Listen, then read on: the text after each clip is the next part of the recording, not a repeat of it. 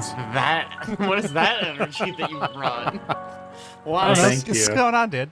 I just felt like we were really low energy. You know what? We got to restart this podcast. We got to restart it? Yeah, my colors are all off in my room. I didn't realize. Chad! All right, I'm swapping us back, Chad. Hold on. I just closed literally all my browser windows. Wow. You know what? It's light out. That's the issue. There's sun. There's still sun. Ugh. Not speak for yourself. Ugh. Sunlight. Thanks, Who wants Benjamin that? Franklin. Thanks, Benjamin Franklin. Get out of here, An Alex. idiot. All right, it's go time. All right. Hey, everybody. Welcome back to the Forecast, a bi-weekly podcast about everything games, film, and news. I'm Aaron Juno. I'm Alex McCausland. I'm Ben Diaz. I'm Caleb Juno. I'm Chad wearing joggers McCausland. And I'm Jake Fetterkyle. On today's episode number 213, Balatro wins again, this time amongst developers. The Oscars happens. I don't know why I wrote that, but I did. And the Future Game Show happened, but none of us watched it. Plus, Split Fiction is absolutely dominating the GOTY list so far. Recombobulate is not a word, and Ben beat the Elden Ring DLC again for the second time. Oh, yeah. Just dominating. If you'd like to know more about what we do, you can follow us on our social channels. So you can check out our website at wearethehorizon.com. I Can't Speak Today, where we have a ton of original content for you to browse through, including our new Pathfinder 2e campaign that's almost a year old now, Crown and Conquest. Additionally, everything we talk about is pushed out to our cast notes, which is pushed out to whatever podcasting app you are using. Let's get into it. Chad, do you have a community conversation primer for us this week? I do. I'm listening. So this is kind of in the same vein of Split Fiction coming out, and the hypotheticals of going into a different world. Also, like, just I don't know, experiencing that type of game for the first time, and like with a partner is like really fun. There's really special moments. So I guess whoever sent this question, just really wanted to know what gaming moment do you wish that you could experience again for the first time? Ooh, that's a deep question. Probably playing Kingdoms of Amalur for the first time again. I fucking hate you. Wait, is this like? Because I know you referenced Split Fiction at the beginning. Is this a gaming moment you had with friends, or just any gaming moment you've ever experienced in your life? No, it's just any in your life. Okay, boy. Meeting Andrew Ryan in BioShock. Oh, dude, That's a good answer. I mean, that's my favorite game because of mostly that. Yeah. Yeah. It was a really good freaking moment. Oh, that's a good one.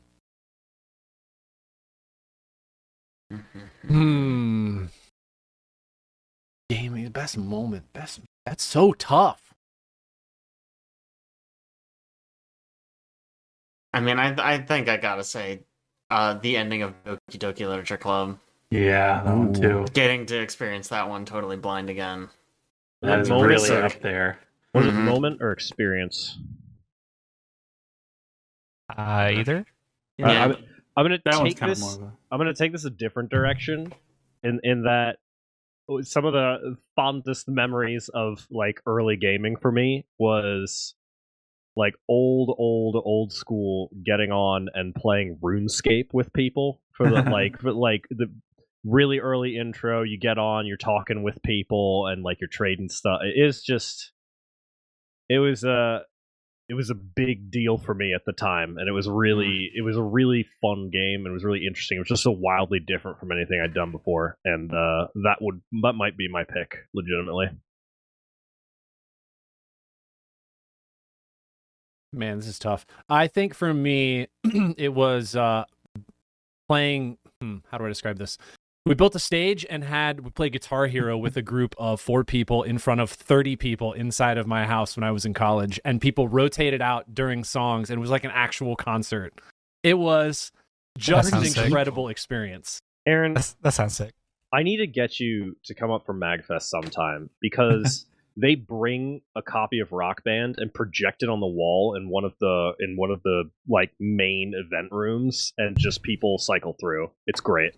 Yeah, dude, this setup was nuts. We literally borrowed a stage, and then we set up a TV on the ground as a monitor, and then we had a projector projecting at a white sheet on the wall behind us while all 4 of us are playing instruments. It was an incredible experience. Alex? Thinking real hard over there. I think you guys are gonna be like, oh, this is an Alex answer, but that one game of Dota where I was playing anti-mage. How did I know? We had And you were farming for freaking- like 50 minutes. in We the got jungle? down to one barracks, just one half, and we defended it for like an hour straight, and then came back and won that game. And that was like the best feeling ever when we won that game after that long. That was a good game. And I was the carry, and Yeah. I was just eviscerating people at the end. Oh man, He's getting chills thinking about it right now. that or like a really good Meepo game, but that one is the specific moment that sticks out. Wow. That's pretty good. Man, good question. Deep question So- this week. I didn't respond, but I'll say mine's pretty quick. It's a specific location we were at. I think it was called Game On, and it's a place where you go in and you spend like $5 to basically pull a game off the shelf and play it on one of the TVs in the back. And Alex and I were playing Gears of War for the first time, and we got to the Berserker part, and that was the most terrifying, like adrenaline pumping, like awesome moment. And then I go back now and I play that section and I'm like, okay, it wasn't that great. But like, man, when I was younger and that thing was chasing you and you're just like, holy crap, like we're gonna die. It was great. Fantastic. Man. Good question. Thanks for that, Chad. All right. I want to move to a couple things news related. One, first and foremost, I always find it interesting. We talk about Game of the Year because we do our own Game of the Year out list. Obviously, we follow a bunch of people who do Game of the Year lists. We read all kinds of articles about who thinks what the best Game of the Year list is. And it's always interesting to compare that to what the developers think. Because a lot of times it's just, people who are playing and what their opinion is. The Game Developers Choice Awards happened, I think, just yesterday or the day before. And I wanted to bring this up because I think it's interesting. They voted Balatro as Game of the Year. Number one. Along with, they voted it for also Best Debut and the Innovation Award and the Best Design. 4 awards went to Balatro for 2024's video games. Guys, I think it should have been higher on our list. Clearly. Nah. Man. Nah. They did also pick Best Visual Art for Black Myth Wukong.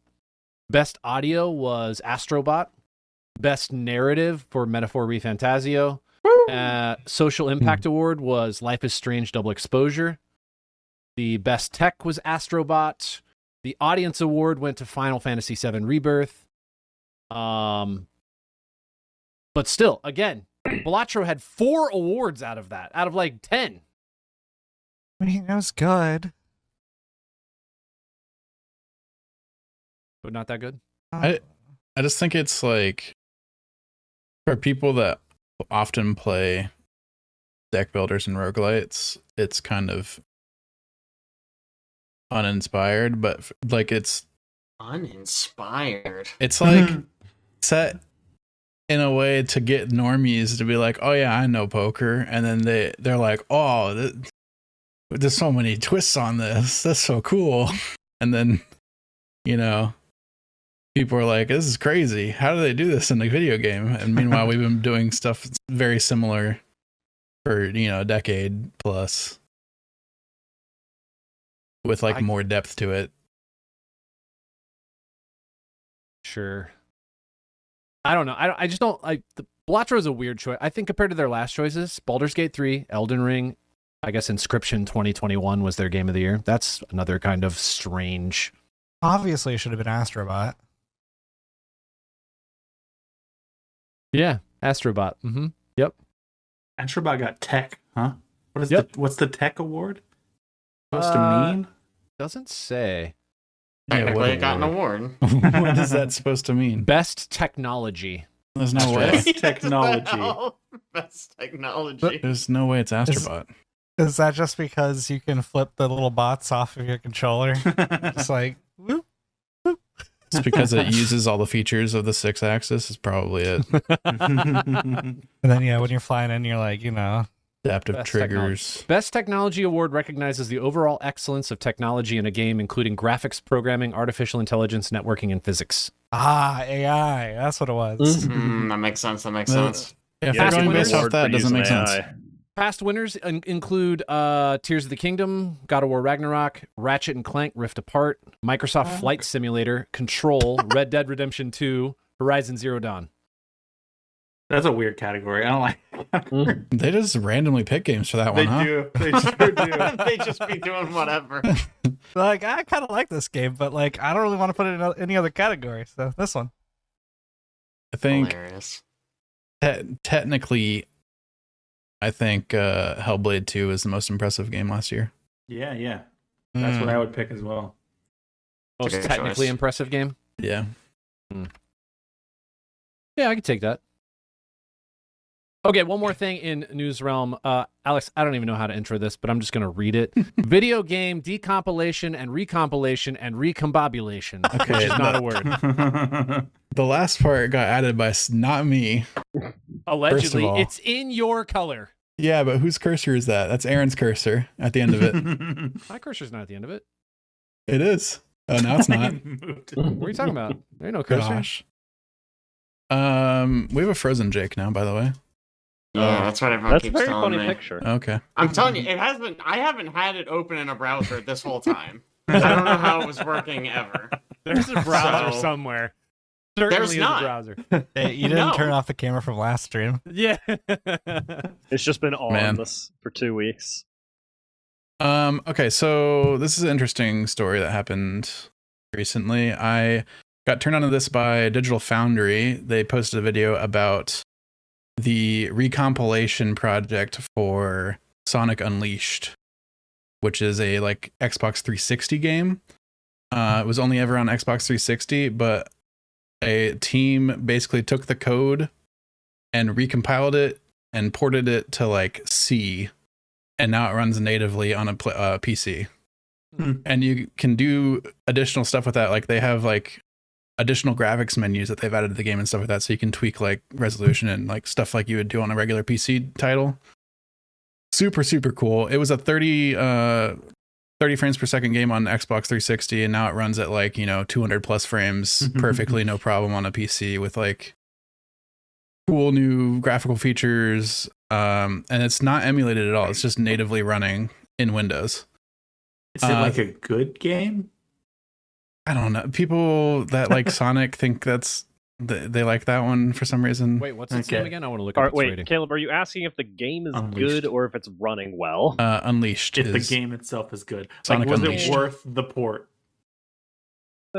It's no Sonic Adventure 2 battle, but Oh my gosh. it's pretty On solid. what is? True. Should I see what Games Radar ranks it as?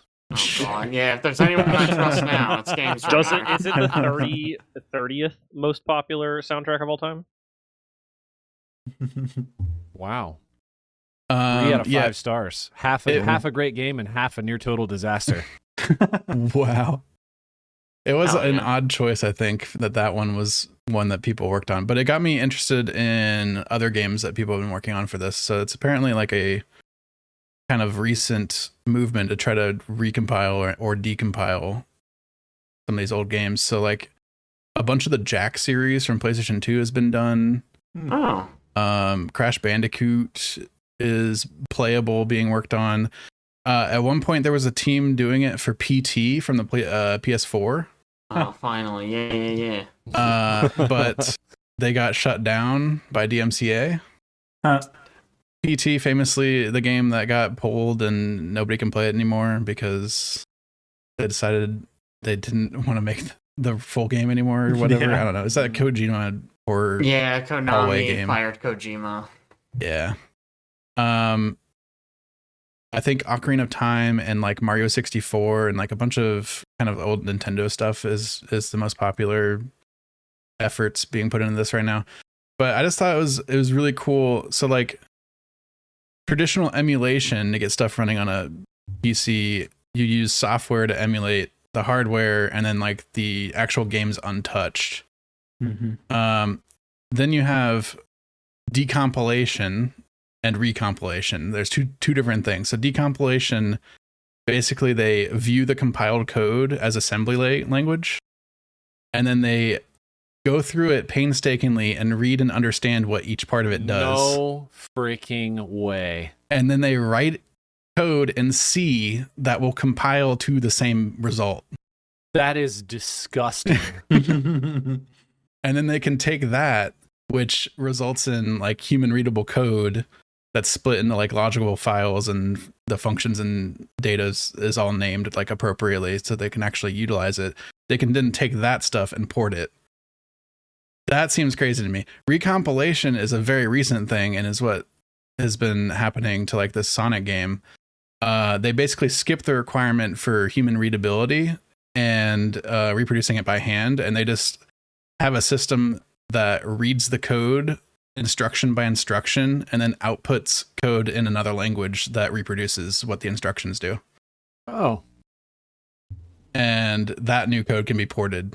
So that stuff you'll be able to do less custom stuff with. Like decompilation projects, they're like with Mario 64 and stuff like that, there's a bunch of projects where they've added co-op to it, or like they've taken Mario and all of his abilities from Mario 64 and put them in like other games and stuff.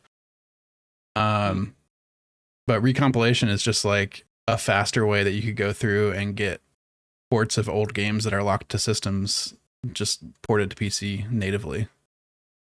That's what. Super cool effort. The like reading the output from assembly and then converting it by hand over to something that's human. That is crazy, dude. That's an undertaking for any game, even a tiny game. Teeny tiny. That's nuts. But that's really cool. I mean, hey, passion project. That's how really cool things exist, from people having passions about something they want to build. That's really neat. Now, what is recombobulation in this context as well? That's something Aaron wrote. I in my did notes. not write it. I don't know who wrote that, but I'm getting blamed for it, and I don't like it. I didn't do it.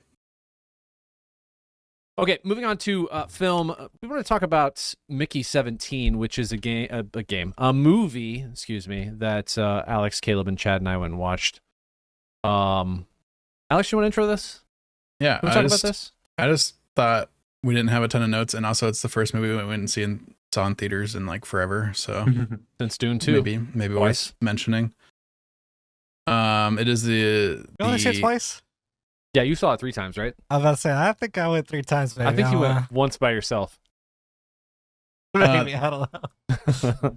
This is the latest film from Bong Joon-ho, director and screenplay of Parasite and like Snowpiercer and some other stuff. Those are the 2 that I know off the top of my head. It's basically a story about human cloning in some ways. They can basically 3D print people, and they decide that is bad on Earth, but out in space where it's like the rules are more relaxed. They're like, we're going to use printed people for really dangerous jobs where they can just go die and then get reprinted again. And Mickey 17 is the 17th iteration of the main character. Pretty cool premise, I think. Yeah, I've been wanting to see this. I think it's Robert Pattinson, for what's worth. The main character.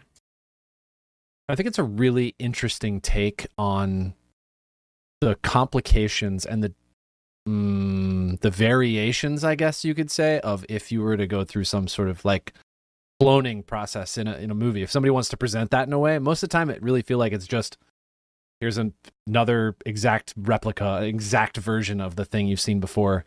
And this story has a different take on it, and I really liked the way it went, or the sort of approach they took. A lot of this story is, if you've seen Don't Look Up, it gave me Don't Look Up vibes big time.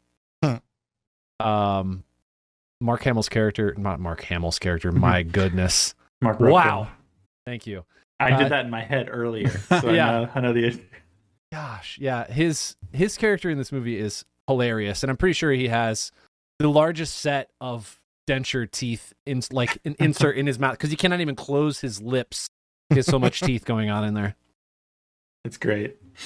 I also feel like this is kind of a return from Parasite. Felt, even though it was kind of a wild story, it felt very not like, it didn't feel fantastical. It just kind of felt like this could actually happen. This went back to just kind of like the Snowpiercer realm of some wild, crazy idea and how you would present that on film. And I think it delivered. It was a really fun movie to watch. Even like stylistically and like the technology and seeing stuff feels a lot like that movie, like Snowpiercer. Yeah. Agreed. Yeah. Good movie. All the visuals and stuff like that. I did think it was, upon reflection, I do think it's like a bit weaker than maybe those other two. Sure. I would agree. Yeah. Unless you're a culinary expert and you really like sauces, this movie is for you. Let me tell you. You can always get a good sauce from anything, really. It's quite funny though, which is I was not expecting. Yeah. Yeah. I feel like I don't know if he's directed a very comedic movie before. Well, not a lot in it. So, and I love Robert Pattinson at this point, so Excellent. he's great. Well, go give it a watch. Good movie. Mickey 17, Bong Joon-ho. It's a lot of fun. You know what it's time for? Oh my god, are we already that far? We're Wait, already wait. there. Oh my god. That was This good, Chad. podcast was a mistake. Well, when you spend 20 minutes trying to figure out audio issues. Good times. Gosh. Well, Bipple. Boys. Oh, Bipple. What Bipple? A whole bunch of us have been playing Split Fiction. Let's talk about this game that is, Hell yeah. I have a feeling, going to show up in our Game of the Year lists. Yeah, number 25. On this- It is going to be in mine. Yeah. Definitely. I don't want to refund this game, by the way, guys. It's okay. yeah, yeah. Great, because we're all playing your comp job. chat. Wait, I'm really interested in this. Does it like? It doesn't show you total hours played for that game on your account, right? It just still shows what you've played. Pretty sure. Would be pretty funny. And I played 4.7, and I think that's just me and Kate. All right. Because, yeah. Wow, it doesn't even actually show, if I hover over you guys, it doesn't show any hours. Heck yeah, Weird. I haven't played that game. This is Hazelight Studios' new game. You remember the developer of this game, the main guy, is one of the most animated people on stage ever. Most things he's made have been really good. The last two games are very standout though, and I think this one takes it to the next level. There's some really interesting aspects to this game that I really liked. Alex and I have only played like a couple hours. I don't know how much you guys have actually played a Split Fiction. I've played probably like 3 or 4 hours.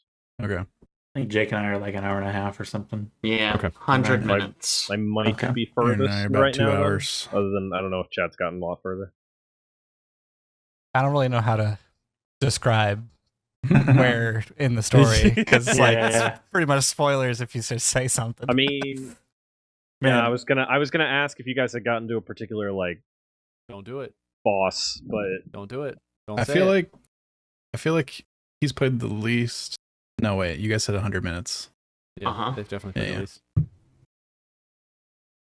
I think the wanna last say- No thing we spoilers. did was Hammer Time. Oh yeah. I think Yeah, that's the last. as Yeah, the people who played for the reference, least. I'm at 7 hours actually. I was wrong. Okay, Ooh, okay. crazy. Wow. Wow. Jeez. Played a bit more. Man, this game gets off to a rocket start. It is Yeah. so Mhm. fast It paced. does go really fast. It kind of doesn't stop.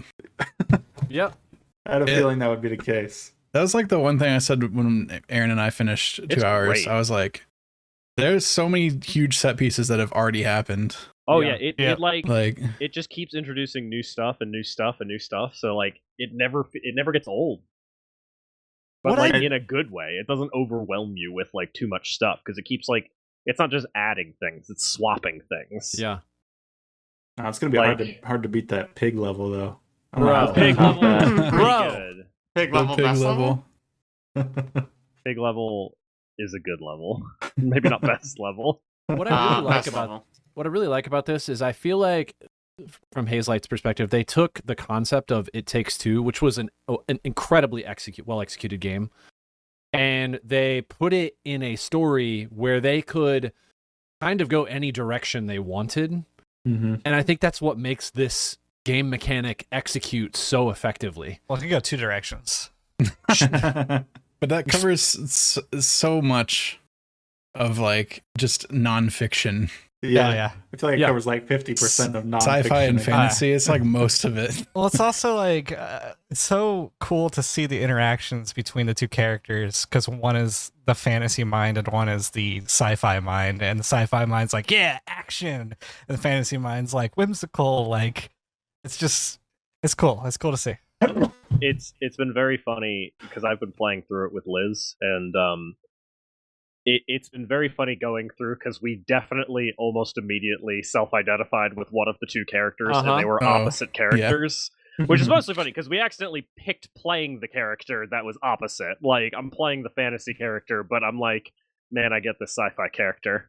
There's literally a bit where something like insane happens, and we're sitting there on the couch, and Liz goes like, "Oh my god!" and I just went, "That's fucking awesome!" And then it comes to the characters in game, and the fantasy girl goes, "What was that?" And then the sci-fi character goes, "It was awesome," is what it was. Yeah. I'm just like, okay, good, yeah. Similar thing happened to Kate and I. She chose sci-fi chick, and I was forced over to. So, and it's so funny how their attitudes and just their personalities are just the opposite of what Kate and I are. Yeah. It's like, I Same should be thing. playing the other character, but it's so cool because now I'm like playing Caitlyn while Caitlin's playing me, kind of thing. I will say also, from a perspective of, I played It Takes Two with Liz also, and I can tell she's much more into this one. It feels like, I'm not sure if they tweaked the respawn locations or changed difficulty or something. An issue we ran into a lot with It Takes Two was like we'd get frustrated if we were like failing a puzzle or something over and over again. Just because she's a little bit less practiced than I am at certain games, so it's a little mechanically harder to do jumping puzzles and stuff. She's not really having the same issues with this game. Like, there's definitely some puzzles where it takes her a few tries, but I'm not sure if they're easier or like you respawn right before when like something happens. But we've had no similar problems with this one.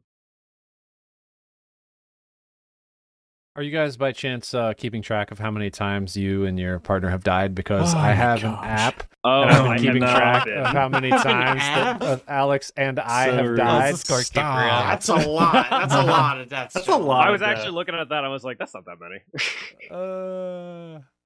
A couple of my deaths were because I looked over to press the button to give Alex another death. we Unfortunately, have regular just been like, I don't know, I wonder what happens if I jump off this. Mm. And it's like, oh, we died. Shock. Yeah. one thing I really like about this game, there's a lot of references. I mean, like every 5 seconds, I feel like it's a reference to something in pop culture or another video game or whatever. There's also a lot of like really fun comedy, and the way that they are progressing the story, everything is just, they just know what's going on. It's never a thought. It's never a, maybe this could be what's happening. It's always the like, characters, yeah. I know what this is. I know what's happening. I know how to solve the problem. The characters like leap to conclusions, Dude. and they're just like, "That's the answer. We gotta get to all these glitches, and that'll stop it." There's a Oh, lot it of looks, things I it wanna looks say like about that this memory game. went away. Oh, do you think that saved it from the bad people? Yup, that's what happened. Exactly what happened. We better keep doing that. Yeah. yeah. There's Oh, a lot of well, things I want to okay. say about this game, but I don't want to give away spoilers at this point. So I kind of Yeah. want to have like I want to re-talk about this game again next cast. This game, by the way, currently overwhelmingly positive on Steam. And I did see, I think late last week, that they'd already hit 2 million copies sold. Nice. Bro, this Great. That is means 4 million people playing. And somebody said they did that thing again where you only need one copy to play with two people, right? yeah, Yep. Fan Pass. Fact. Or in our I case, love that. one copy to play with 8 Six. people. Look, Don't let Steam know. yeah, stop saying it out loud. Yeah, all of us brothers and family members that live in the same house. We Yeah. live together. We live in the Horizon house. That's why we call it that. We just cast from different bedrooms. I also Yes. wanna- Hey, we've got 6 brothers on this cast. That is true. Nothing Good wrong with that. point. Correct. This says Split Fiction hit 2 million copies sold in just 1 week. Its predecessor sold 23 million copies over its over the calendar year I think- and one game of the year that year. I think I read that it hit 1 million in the first 2 days. I wouldn't be surprised. I also want to call out that this is like a modern release that just got announced and then like a few months later got released and runs perfectly. And Yeah. and it's like split screen, which is even harder to do because they're rendering 2 perspectives at once. And it runs at native resolution. Like you don't need like DLSS or anything, and it just runs maxed out for my monitor's lovely. refresh rate. It runs so well. Yeah. Crazy. Solid W. I will say streaming it from my PC through Steam down to a laptop doesn't run the best. So just Oh, playing it really? on a laptop, it actually does run pretty good. I say I've been doing the same thing. I've been streaming down. That being said, I've been using Moonlight instead. But I feel like it's, it would probably be better on Moonlight. Yeah, Mhm. I've been granted I'm running it at like 1080p, Mhm. but it's been great. We've been just using it as couch play with 2 controllers. You don't even need to do that. Just buy a 100-foot Thunderbolt cable and run it from your PC to your main floor and plug it into your TV and then also all your peripherals. And then you can just play your TV. Here's the And thing, you just Aaron. have a cord laying on your ground. I play couch co-op games in 2 different rooms of my house, depending on what we're doing. 100-foot thunder. 200 Thunderbolts. And I Very don't feel cheap. like I just finished closing up the last hole in my wall from when I ran wiring 2.5 years ago. Like I just closed up the last one last week. Big yike. Big yike. So before we get off Split Fiction, I wanted to bring up the developer's response to something. So of course, with modern gaming, there's always going to be those people who like to be toxic, and they look at this game and they're like, "Oh, 2 female leads. What is this wokeism?" And he responds, "Listen, guys, what do you mean wokeism? I'm basing both of these characters off my daughters. Like, what are you talking about? Like, I don't like this is off my daughters. Like, come on, guys. Like, what are you doing?" I didn't know it was based off his daughters. That's cool. That is Yeah. cool. Hey, he's a cool guy. He's wild. Dude. I wonder how much it's actually like one likes fantasy more and one likes sci-fi Like more. their, And, like, their personalities coming through. listen, we got to the pig level, okay, and I was like, one of the daughters had a hand in crafting this. Like, for 100%. sure, Pig he level was took it out of their insane. journal. Like, Man, the other thing, we didn't talk about this, but the other thing, the big difference between It Takes Two and this is there's a lot more weight to the story in It Takes Two. It feels a lot less like played as a kid, and there's a lot more really important life choices and things you have to deal with. This one feels way more like fun yeah. and just like exciting things that are going on in the story versus you trying to work out your differences with the person you're in co-op with. I think it's a really fun Well, change. It Takes Two was a story based on like trying to re-find love within a divorce, right? While Yes, you must Yep. refine the love. while Split Fiction is, from what I've seen so far, 2 strangers becoming friends. Yeah. So, I mean, It gets a bit more serious later on, Ben. but not nearly as much as It Takes He's Two. spoiling it. He's It's spoiling not a everything. spoiler. Pick I it off remember- the cast. I remember Jesus. the Not a opening scene. spoiler. There's like an opening scene with the 2 characters, and one of them's like, "I hate sci-fi," and the other one's like, "I don't like fantasy at all." And I went to Aaron, I was like, cue the end of the game where like, maybe I'll check out some sci-fi sometime, and maybe I'll read a little fiction. And I was like, yeah, that's gonna happen. Yep, for sure. For sure. No, but you're, 100%. yeah, it is way lighter than. What's funny That's is nice. like presentation wise, they're opposite. Yeah. This one's way more violent. There's like blood and stuff. There is blood, which was surprising to me. Yeah. Man, pig level. Cut off a guy's arm at one point. The Yeah, heck? it's just like whoa, whoa, whoa. Whoa. It Takes Two is like dolls running around in a kid's bedroom. To be fair, there's a pretty violent part. in It Okay, Takes there Two. is actually one part in that game. Yeah, dude. Has It'll mess anybody- you up. It's referenced in Split Fiction. Oh yeah. Yeah. Has everybody here? I don't remember how far in the game it gets. Has everybody here? Spoiling it already. It's It's not already spoiled. queuing up to spoil Shut it. Never mind. We should just shut up. God, I want to talk about this game more. All right, Play before more of Ben it. ruins anything, You guys Caleb, suck. what have you been playing lately? I mean, other than Split Fiction, I've been playing. I got back into Cobalt Core. I didn't put this on my list, but I got back into Cobalt Core. I'll have to talk about it. It's on the Finish, list. just trying to finish off the final achievements for it that I had waiting around. That game is great.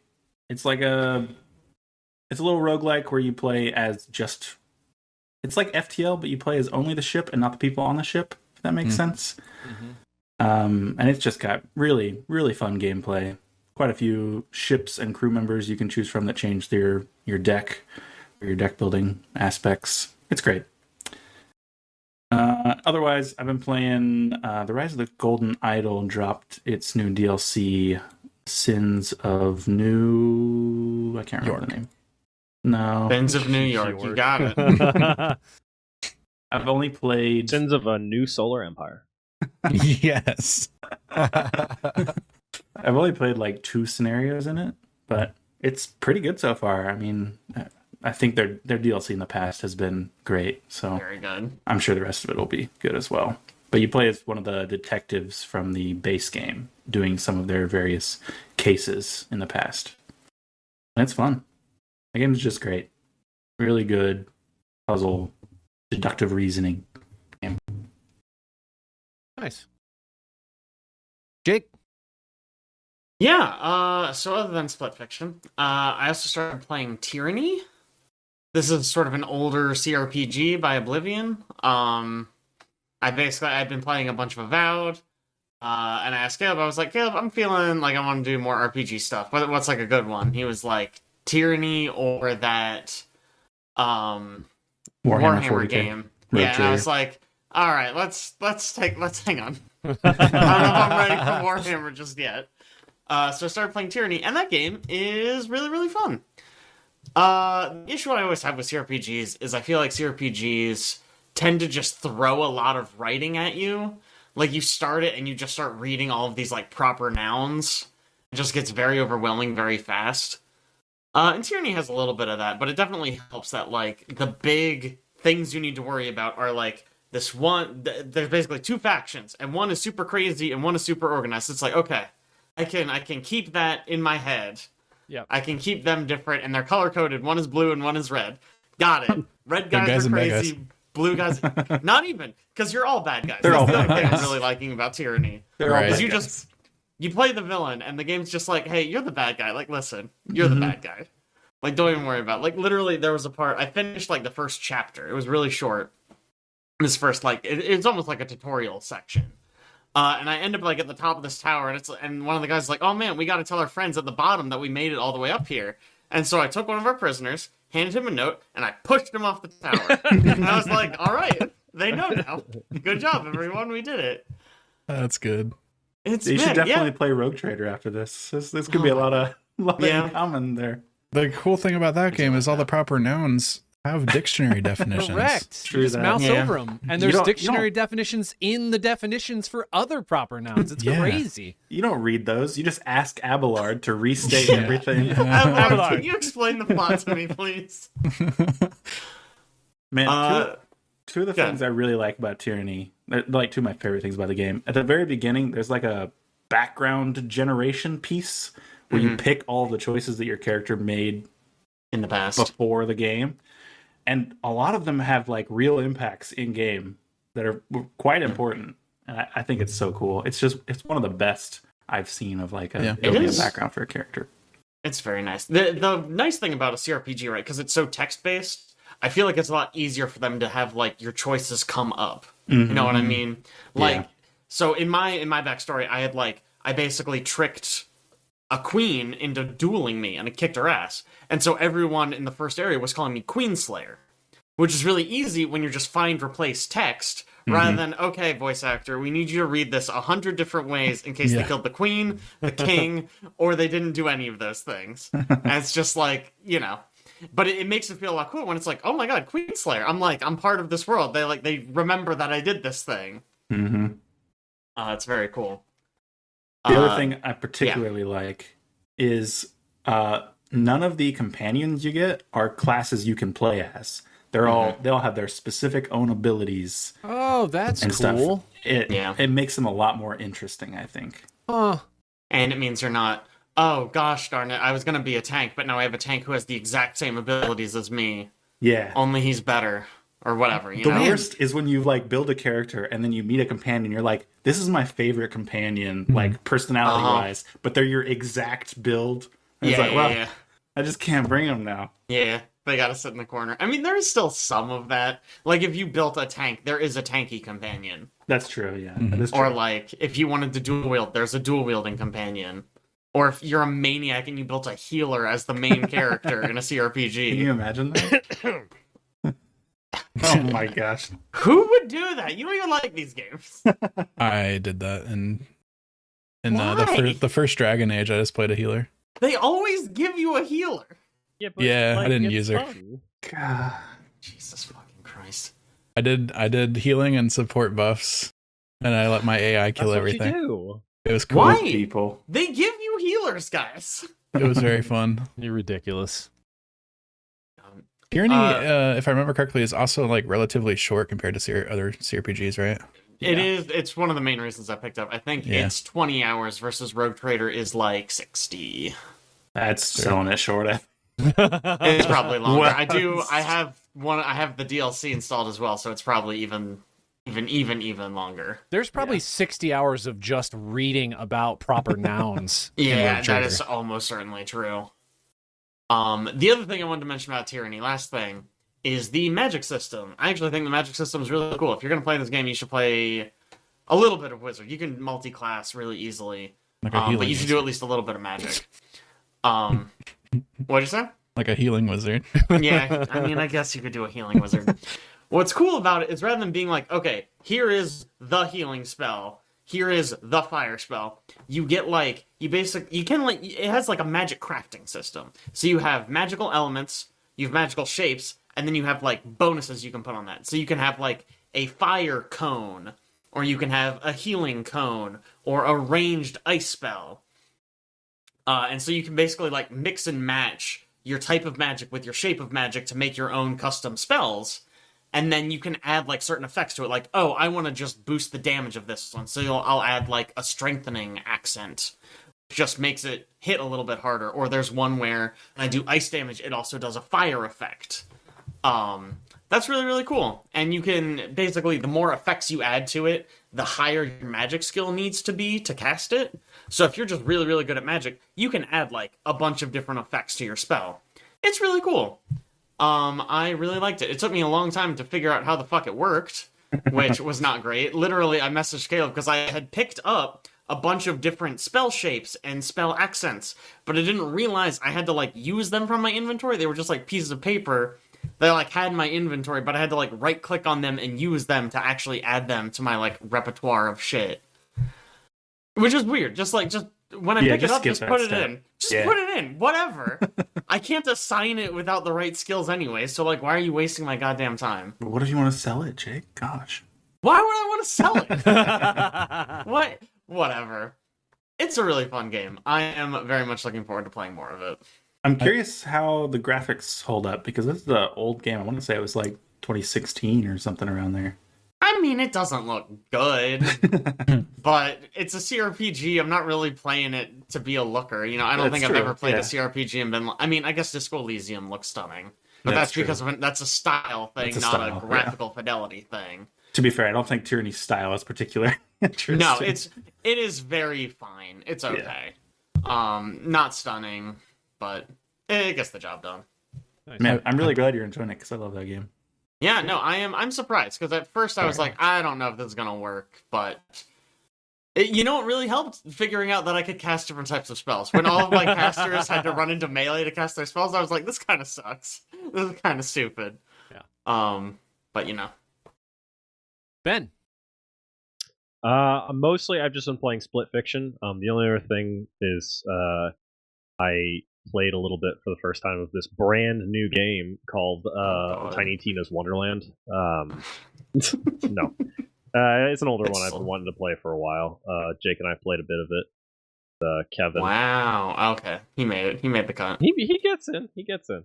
Okay. Wasn't sure. It's fun. I mean, it was like if you took a Borderlands game, made it fantasy themed, and kind of threw a lot of D&D elements into it, and it was pretty good. I like it. I like Borderlands games, and they made it D&D themed. Like I'm playing a ice melee character, basically. I have guns, but why would I want to use those when I could run into combat, hit people with my sword a bit, and then die? It's great. It's so much better. He does die a lot. As you guys laugh, it's pretty constant. We did just hit the level where I started putting points into my defensive skill, so hopefully that helps. We'll Are see. you guys playing on like a high difficulty or? No.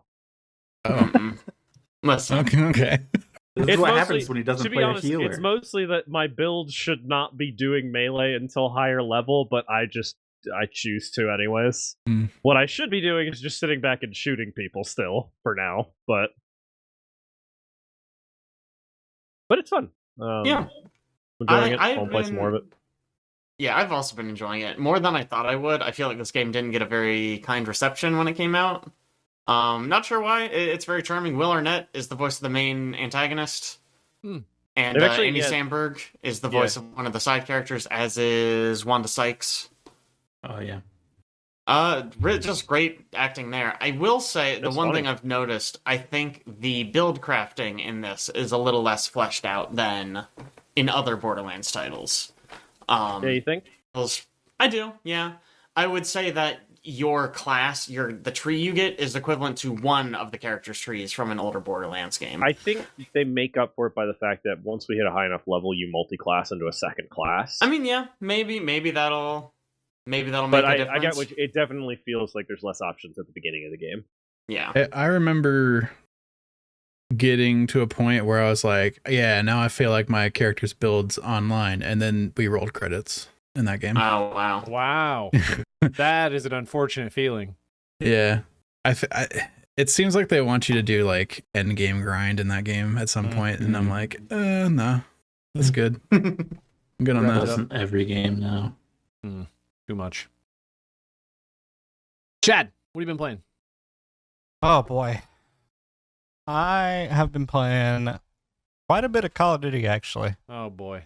Call of Duty, actually. Is that the new one? Yeah. So, you know. Did you finish the campaign? Haven't yet. I need to go Chad! play it. You even don't told know. me that they fixed your problem. You text me. They haven't fixed the problem. I think the problem's fixed. Oh. I've actually gone to their, what is it? Is it Trello board? I think it's Trello boards.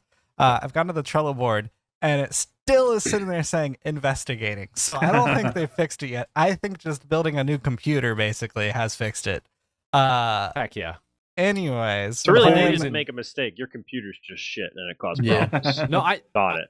I think the whole reason he built a new PC was just so he could play the Call of Duty campaign, right? That makes sense. Absolutely. That makes Yeah. sense. Although, I got didn't it you for try it? free Caitlin and can't play it. Didn't you try it on multiple computers when you were trying to figure it out originally? yes, I did. Oh, yeah. Yeah. I have no idea what the problem was. It was the most bizarre problem. I probably actually will go log into the campaign now after, what has it been, like 2 weeks since I've texted you, and bet you the save won't be there. Because that's just how this game's working. So I don't know. I'm scarred. I'm like, I keep thinking about it. And I'm like, I don't want to have to play through it again. For Voxy. Anyways, I've been playing a little bit of the zombies to like level up some guns for Warzone. And honestly, zombies mode's pretty cool in this game. I like the directed mode because it kind of walks you through how to do the Easter egg. Kind of has like more of a goal in mind instead of it just being round-based zombies and zombies constantly. But then also the round-based zombies is really cool because you get to pack punch some guns 3 times. I mean, it's just the classic, just constant training and kiting of the zombies. So it's a lot of fun. So I said, leveled up a couple guns there. What's up? Does the directed mode like tell you exactly what you have to do, or does it give you kind of like a guided direction? So for instance, it's like you need to shoot panels with an electric gun. Okay. So you have to figure out, okay, I need to buy I think it's called like dead wire from like a workbench, Mhm. and then I need to find the panels that are around the marked location. Okay. And so like That's I nice. actually when I was doing it, and I was doing it specifically so I could like get to a section of the Easter egg and then like glitch it to where I could actually like have God mode on and level up weapons faster. I looked it up real quick and I was like, oh, there's like 5 or 6 panels that like are scattered throughout this area that you have to shoot. And if you're paying attention, once you shoot the first one, you kind of see where the spark travels to. Mm. So it's but I mean it pretty much directs you on like what to do. There are also steps like you have to type in a code to get this guy out of a tank, and you have to run around the map to like 3 different locations, and you have to like look at the walls and stuff like that, and like it kind of just points you in the direction of this is what the Easter egg is, but you're still gonna figure it out. Nice. Okay. Or you could walk up to the guy at the very top who's sitting behind the desk, and you can pay him like 5,000 money, and he could just give you the code. So Oh, okay. you could bypass it that way too. So That's cool. it's really cool because there's like I think 4 or 5 different maps already in this game. All have directed mode, so you can go through each Easter egg and kind of just experience it. And then you can also take that knowledge after you play the directed mode into round-based zombies and do the Easter egg there, so that you can get like the wonder guns and stuff like that. Mhm. So it's pretty cool. It's also really cool directed mode. Once you get to a certain wave, until you finish that step in the puzzle, it will not progress that wave anymore. So if you get to wave like 5, and that's where the step is, you will repeat wave 5 over and over again until you get to the next step. So you can actually get like pack-a-punch weapons and That's cool. armor and all sorts of stuff before you progress even further into the directed mode. That's cool. Yeah, so I really like that for leveling up one of the guns, which was the sniper, because basically I got to like wave 11 and then was able to just stand on one spot where all the zombies would come up that one location. I was just able to snipe constantly, and it never progressed past 11, so it was all one shot the entire time, and I was able to level up that gun pretty easily. Been playing with the father and his buddies there though, in Warzone. Been playing the boot camp mode, which predominantly AI.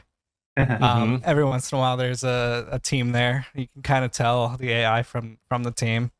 Tried Rebirth a couple times myself, and also tried Battle Royale myself. Nope.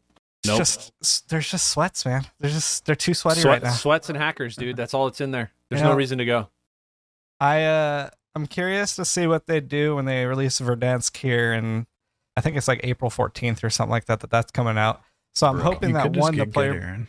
I'm No hoping one's that that good. I'm hoping that the player base increases, because I feel kind of bad for the guys playing over there, because all they're doing is boot camp, and they've tried Battle Royale a couple times and they're very frustrated at how fast they die in there. And I'm like thinking back to like Warzone's prime, and it's like I knew people that were even below their skill level that had fun in Warzone, and it's because of how many players there were.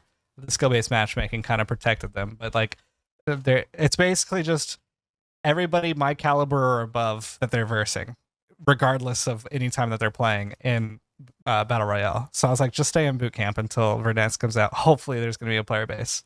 Fingers crossed, man. Yeah, I mean, I actually saw a YouTube video the other day. I clicked on it.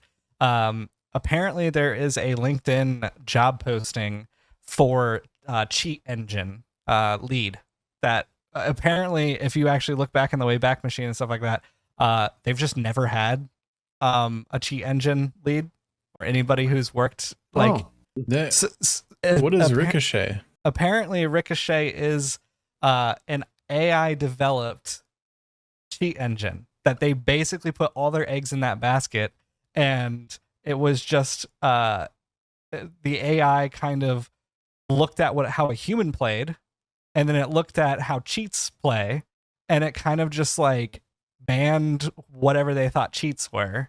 And so that's why like you could mass report somebody, and then they would get shadow banned like immediately, because it was just the AI being like, oh yeah, okay, that guy got reported a lot, so he must be, cheating. And apparently, because of how much of a failure this has been, there is the conspiracy theory that it has been off for the past 5 years. It has just not been a thing. I'm going to remind you that Call of Duty is the 11th highest grossing franchise of all time.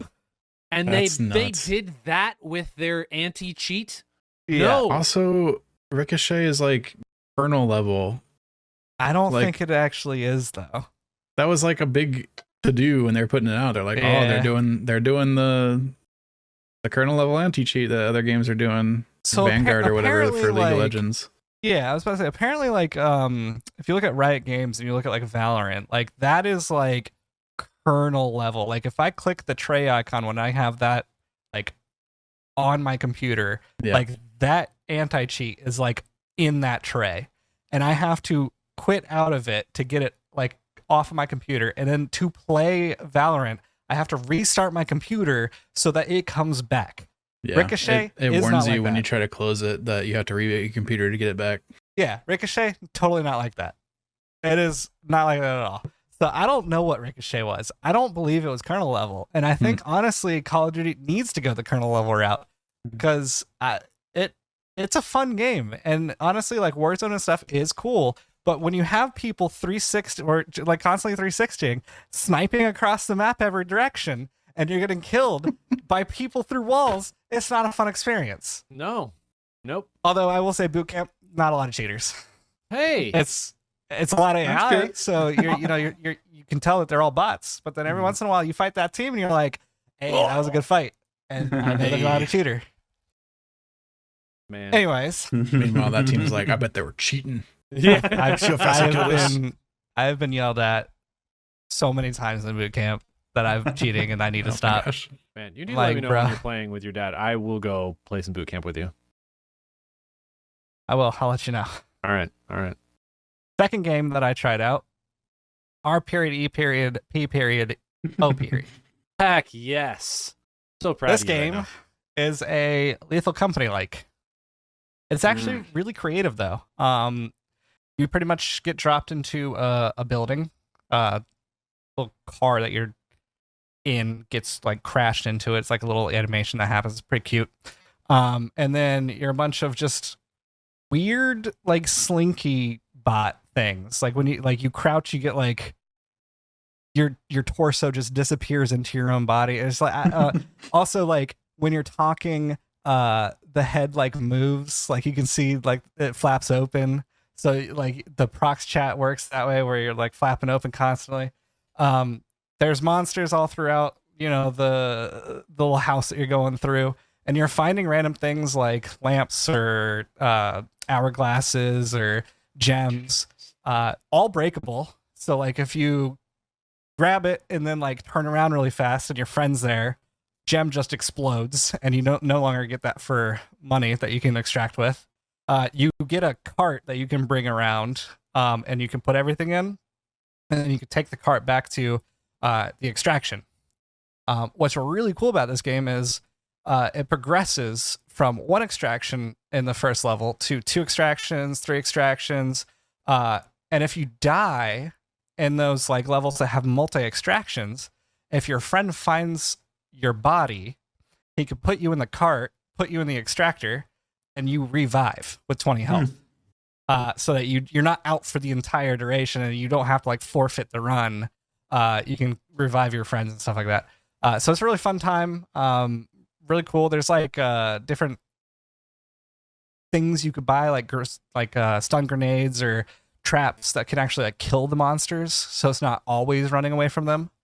But for the most part, the monsters are super dangerous, and it is a runaway, hide under stuff.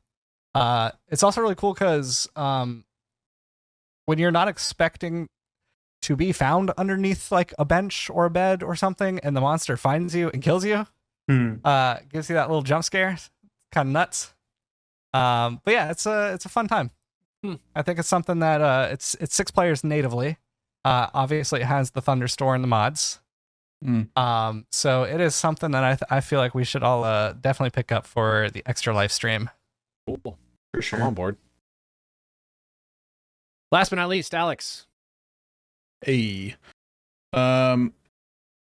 Ben talked about it last podcast, but I wanted to call out Doomfields again. It is that mobile auto battler that he talked about last time.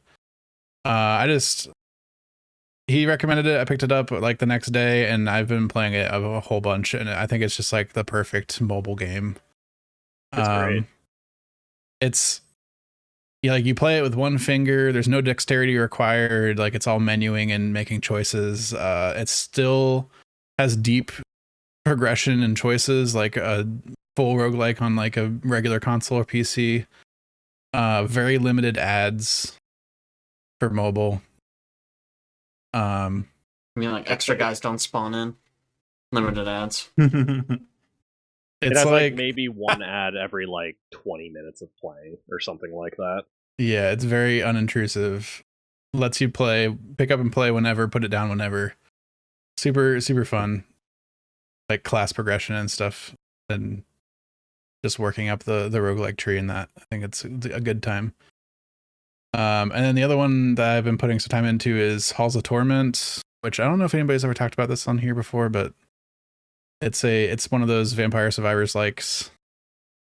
Man, So can we please change that name? That's so bad. I don't know. Vampire Bullet Heavens. Survivors like.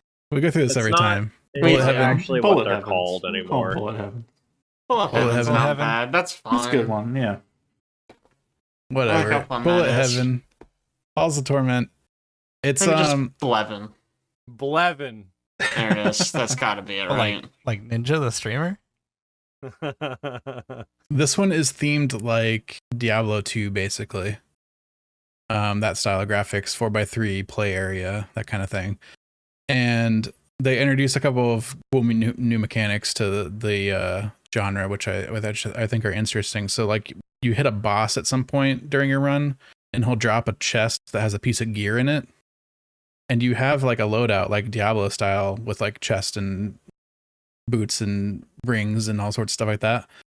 And the piece of gear you get, first of all, you don't just get whatever's given to you. You get a choice of 3 things, because you always get like a choice of 3 things in this game every time they give you something. And then you unlock the ability to go to a spot in the map and drop your piece of gear that you found in it, and then this guy back at the base will sell it to you later, and you can make permanent gear builds for different classes That's cool. using that mechanic in that loop of gameplay. So like at this point I've got like a dozen or so items that I can shuffle between to make different builds for different classes. And the other cool thing about this game is that there's like a quote unquote main quest line. So like every time you go in, they give you like an objective that's like, the first one's like, on the basic warrior dude, get strength 5. And you're like, all right, that's what I'm going to go towards in this run.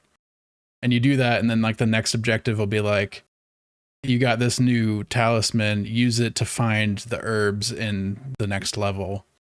And then you do that, and then they progress, and they just like give you just like a little thing to go after for each run that I think helps keep you in the loop of wanting to do more runs, just to, because like Vampire Survivors are a game like that where like you finish a run and you beat the end boss.